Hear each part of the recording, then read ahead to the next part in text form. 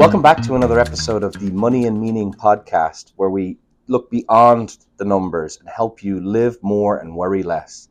My name is Mark Rowlette with South Shore Retirement Services, and joining me today is Damon. Damon, thank you for joining me as always on these podcasts Absolutely. and radio shows. It's been a couple episodes since we did it together because Joe and I did it, and I think you've done it with Erica, which is great. It's good to get some different perspectives and voices on the podcast. Well, one of the things that we talk about, and we talk about it a lot with our clients when we meet them first, is that, the numbers are important, obviously, and you want to make sure that you're putting yourself in a position that you're not going to have to worry about running out of money in retirement. But a lot of the things that people don't think about is the psychology around, going from some sort of routine that you've had for 30 or 40 years, then to changing and starting a new routine. And I know you're a routine person, so yes, try to change your routine is probably difficult, right? Absolutely. And I think part of that routine that will change is who is in your life, right? From a social standpoint. I mean, let's face it, we like to think of our work and our personal lives sometimes as separate, but the reality is we spend so much time with the people that we work with that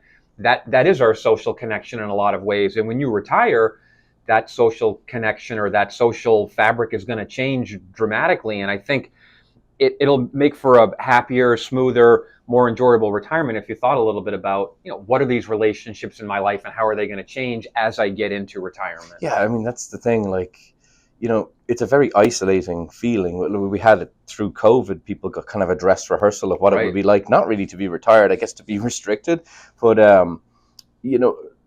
thinking about when you're going into retirement, not just your own retirement, but who's retired in your social network already, who's about to retire in your social network, so you can have all of the money in the world to do all the things that you want to do, but if you don't have anybody to do them with, then it kind of defeats the purpose of getting to that place of financial independence. Right. And, the person that you're friends with might not want to spend every waking minute with you now that you're retired, whether that's your spouse, your partner, if you're, in a relationship, or if you're single, widow, divorced, your next door neighbor might want you knocking on the door every single day because now you've got all this free time. So, I'm sort of joking, but you want to give some thought to who will you spend your time with, right? And how will you spend that time? Because, maybe you've got grandkids and you never had a chance to spend the weekdays with them, but then again, they'll be in school all day and they might not be available to spend that time with you. So thinking ahead of time is what will change and how do I make this new life for myself? One of the things that I don't know, you've said it to clients before, but I've said it to clients over and over again. I'm like, why don't you, before you retire, why don't you start talking to people who are already retired that and people who maybe were work colleagues that went into retirement, 6 months ago, a year ago, 3 years ago, and get an idea of how they adjusted to, having effectively like an extra 2,000 hours a year, how they set up their routine, what things did they wish they thought about that they didn't think about and, could have saved them some angst. But to talk to people who've been through that same situation, it just gives, it's less isolating, I think, because they're like, I'm not the only person who's ever gone through a retirement before. Bob did it, Jane did it, whomever it might be. And they kind of teed themselves up in a certain way. Yeah, absolutely. And by, sort of doing that dress rehearsal, you'll get a little sense of what it will be like, because you quoted that statistic of 2,000 hours. That's roughly how much time a typical person might spend working, right? Yours might be more, it might be less. But the point is, that's a lot of hours that you now have to fill with stuff. And sure, maybe you love to golf or you like to go out on your boat or whatever it is, but are you going to spend 2,000 hours golfing or 2,000 hours on your boat? That's not realistic to think it's going to work exactly like that. And the people that you spend all this time with at work are really not going to be there in your life in the same way. Yeah, I've noticed that, we talk about bucket lists all the time, but the bucket lists tend to kind of gravitate more towards, vacations, places I wanted to travel to, experiences I wanted to have with my family. But I think you can also get it down to almost like a task list of like projects that you want to do. Like, you and I both work full time. So any project that wants to get done, it's getting done in a hurry on the weekend and the free time. Crammed into the time that you have. But you see the clients going into retirement and like as simple as I wanted to build a barn becomes their day-to-day project. And it's great because they have a purpose. They have something that is a reason and a responsibility to get up in the morning and do certain things. But one of the things, and I wanted to chat about it a little bit, that I think is also overlooked is that in a married couple or just, a couple that are getting ready to retire roughly the same time, it might not be a great idea to retire at exactly the same time, to have two people Right. trying to figure out a new routine. Yeah, we talk about that a lot, and it sounds sort of counterintuitive because if you're in a couple, whether you're married or not, it's, oh, now we can spend all this time together. But the flip side of that is now you're going to spend all this time together that for 30 years, maybe you didn't spend as much time together during the week. So by having one person retire, they can get their routine down, which is kind of what you're talking about, right? And then maybe 6 months or a year later, the second person retires, and now they're fitting themselves into an already established routine Yeah. where you both retire, and it's like, you got two people who are now unmoored from a life that they've had for 30 years. That can be stressful or challenging, and it might not work out as well as you thought it would to sort of retire on that same day. Yeah, no, I completely agree with you. I think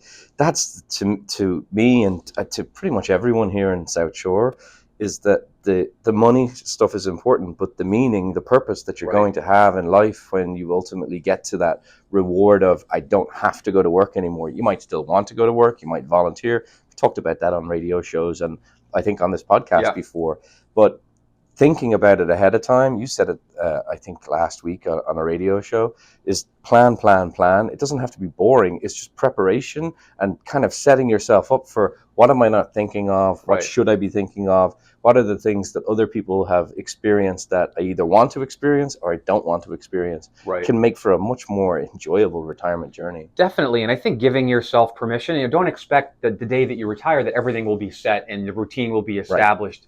It's okay to have some missteps and it's like, geez, I thought I really liked golf. Turns out I don't like it as much as I thought. Give yourself 6 months to a year to get your retirement legs, or we talk about sort of like sea legs, but get your retirement legs underneath of you, because it will be a new routine. So it's okay if you don't feel, as free as you thought. It's okay if you're a little stressed. It's okay if you miss your job or miss the people you work with. Those are all perfectly normal emotions and sentiments to have. Like, just know that over time it will get better if you work on it and kind of like sort of keep trying different things. I think working with advisors who've helped other people go through very similar, maybe not exactly the same, Right. but very similar situations, you can share a lot of wisdom and knowledge with them as to, this is some of the things Right. that other people have tried. We've had conversations with clients where they're like, I want to buy a place in Florida. And I've time and time again, I've said, well, over the years of working with people, I would probably recommend that you consider going down to Florida and renting Right. Airbnbs a month chunk at a time in various Right. places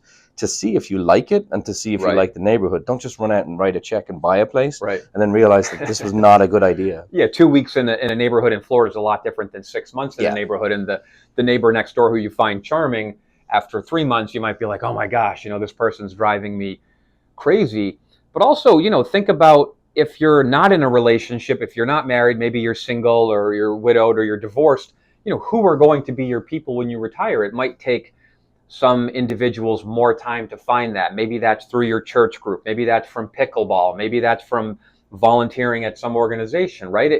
A married couple sort of has this built-in other person, right? Or if you're in some kind of relationship, but if you don't have that partner living in close proximity, it might take a little more work, but it's good work. But it just is going to require you to go out maybe and look for those relationships that are going to be meaningful for you. Absolutely. Yeah. I think those are all great points. One of the things we do on our podcast is we have a download that people can get to get more information, get a little different perspective. And this segment is 6 keys to a happy retirement. Right, you download that, and there are these 6 ideas around what should you be thinking about as you go into retirement, as you get through retirement, to make sure that you can be the happiest retired person that you can be. Yeah, and I think subscribing to podcasts like this gives people the opportunity to learn outside of the spreadsheet, and gives people the opportunity, not as a plug, but to share with their friends and colleagues, because it might actually invoke the conversation starting to happen. Right. Otherwise, people would be like, oh, I never really thought about that. Never thought of that. Yeah. And like some of the things that we would do for our clients in order to help them prepare for that is, make sure, obviously, all the money and the planning and the tools to derive your income are built in place ahead of time. Right. But allow them, kind of through our experience, the kind of punch list of, these are the things that you're going to have to do. These are probably some of the things that you're going to experience as you go through. Neither of us have actually ever retired ourselves, but we've helped people over the years retire multiple times. So understanding that, Rome wasn't built in a day. So if you've got a project, you don't have to finish it in a weekend. You have Right. more time to get this done, to be able to enjoy the project as well. Right. But to make sure that they're kind of able to anticipate some of the stuff that would most likely come up as they go through their retirement. Definitely. We sort of joke about this, and you said it. We have never retired before, but every week we're helping people retire. And I think that gives us a perspective as what are the pitfalls? What are the sort of potholes that people routinely step in that we can help them avoid, both financially, which is hugely important. You know, a person who's retiring or who's already retired, who's not worrying about the money, typically has a more content retirement than if you're stressed out about the money all the time. And it's okay to worry about the money, but the whole reason we have a process is to make sure that we're checking all of the key boxes so that when you do go into retirement, you don't have some risk that you didn't know you had, because that'll make your relationships better. That'll make the time you spend with your loved ones better. If you're not 2 weeks in Italy and like all you can do is look on your phone as to what the stock market's doing back home, right? That's not any way to live a life in retirement, is with that anxiety at a high level all the time. I love the little mini community that we've kind of built here. With the client events. Yeah, it's amazing. Because you see that, like, it's been wild. Like, sometimes people have shown up and they were next door neighbors 20 years ago. And they didn't know they were clients of the office. They reconnected. Yes. You know, they anticipate them coming up. They fill really quickly because people like having that social outlet, and they like being able to be around people who are in the same sort of situation that they're in, right? It's new for a lot of folks, but we have clients that have been retired for 10 plus years. Right. And you see this transition as they get that routine down, as they start to look at, you know, not that what's my life's meaning now, but they have a different purpose and a different meaning to what gets them out of bed in the morning. Yeah. And they can share that experience and you know, wisdom with the newer retired clients. Right. You know, we had our last client event and we must have had, what, 220 It was like a wedding. And it was on a Thursday night. And you could tell all the clients who were retired are like, yeah, we don't need to leave yet because I don't have to go to work. And then the ones that have to go to work the next day, you know, I don't know, 8 o'clock rolls around, like, guys, we've got to go. I got to go to work tomorrow. And it's like, okay, but why don't you come back in the office and let's talk again about how you can retire right now? I mean, people work for 30 or 40 years and you've earned the right to retire at some point, but it's very hard for people to do that, both socially, but also because they're worried about running out of money. And I think our job is to help show them that, hey, you're going to be okay. You could have retired last year if you wanted to. Doesn't mean you have to, but giving people permission to enjoy their lives, use their money for what it was meant to be used for, right? That's Spend the whole time with thing. the people, use the money. Like, saving the money, people lose sight of why they're saving the money because the conditioning is, I started saving money because somebody told me to when I started my job, and I've been doing it for 30 years. So all I know is how to save money. I am completely oblivious to how to spend money, and there hasn't been enough, in my opinion, education on that. But you know, to your point a minute ago, I would encourage our listeners to download the white paper, subscribe to the channel, call the office, reach out in some way, shape, or form, and just explore what's out there. Explore what retirement might look like beyond how much money will I have and how long will it last. Explore, like, what sort of things people tend to trip up on, and what sort of things people tend to dive into and love that they never thought that they would get back to. Right. And I think, you know, whether you have an existing advisor or not, getting a second opinion on what you're doing, right? We give a lot of second opinions. And I hope people get the idea from these podcasts that we're, you know, a couple of regular guys and we've got regular gals here in the office, and we want to connect with people and understand, like, what do you want to do in retirement? And let's figure out how we can get you there financially to be able to do all the stuff you want to do. But, you know, how much money you've saved is just a number on a piece of paper, right? That's not a life. A life is who you spend your time with. Really, that's, as social animals, as it were, it's all about who do we spend our time with. That's the key to a happy, successful retirement is the people that you want to spend your time with. Absolutely. Damon, thanks as always. Folks, thank you so much for watching today. Like we said, if you would like any of the guides that we have, the downloads, scheduling an appointment here in the office, please click on the link in the description below and you'll be guided through the process of how you can connect with us. Look forward to talking to you again in the future. Take care.